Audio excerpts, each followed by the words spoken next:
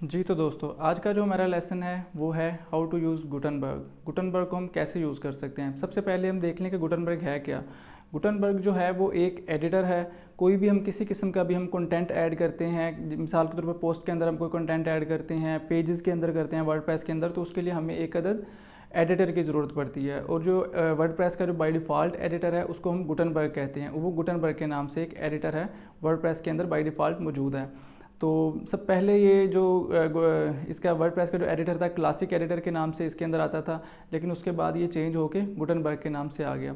तो पहला जो था उसके अंदर और इसके अंदर फ़र्क ये है कि पहला जो था वो सिर्फ एक ही इंटरफेस के अंदर उसका सारे के सारा कंटेंट ऐड कर सकते थे वर्डप्रेस के अंदर।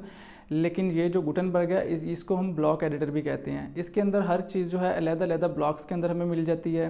फ़र्ज़ करें हमने कोई पिक्चर ऐड करनी है तो उसके लिए हमें अलग से एक ब्लॉक्स मिल जाते हैं। अगर हमने कोई टेक्स्ट ऐड करना है, हमने कोई लॉन्ग डिस्क्रिप्शन ऐड करनी है, हमने कोई पूरा पैराग्राफ ऐड करना है, तो उसके लिए हमें अलग से उसके अंदर बाई ब्लॉक्स मिल जाते हैं उसके अंदर। तो गुटनबर्ग जो है उसका बाई डिफ़ॉल्ट एडिटर है वर्डप्रेस का, आपने ये भी माइंड में रखना है। तो चलें स्क्रीन की तरफ हम देखते हैं कि हम गुटनबर्ग को हम कैसे यूज़ कर सकते हैं।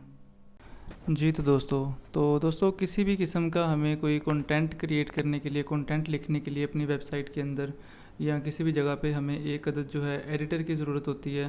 तो वर्डप्रेस का जो बाय डिफ़ॉल्ट एडिटर है उसको हम गुटनबर्ग कहते हैं।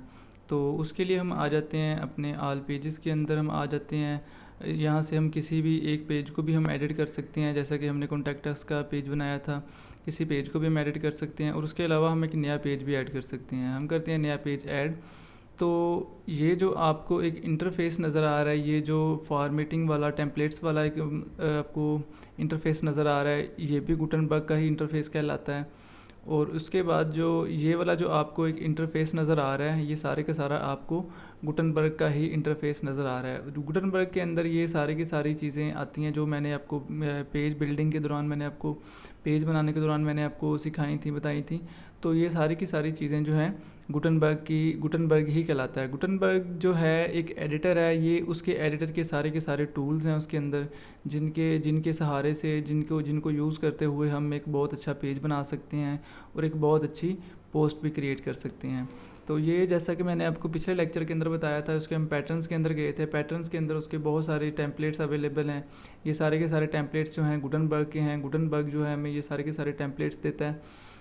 उसके अलावा मीडिया जो होता है, मीडिया जो मतलब कि इसके अंदर बाय डिफ़ॉल्ट कुछ चीज़ें अवेलेबल होती हैं और उसमें कुछ चीज़ें जो हैं हमें अपलोड करनी पड़ती हैं। अपलोड करने के साथ साथ जो है हमें काफ़ी सारी चीज़ें इसके अंदर रेडीमेड भी मिल जाती हैं। तो दोस्तों ये एक इंटरफ़ेस था गुटनबर्ग का। तो इसके अंदर आपने सिर्फ ये चीज़ें चेक करनी है कि कौन कौन सी चीज़ें हम इसके अंदर कर सकते हैं।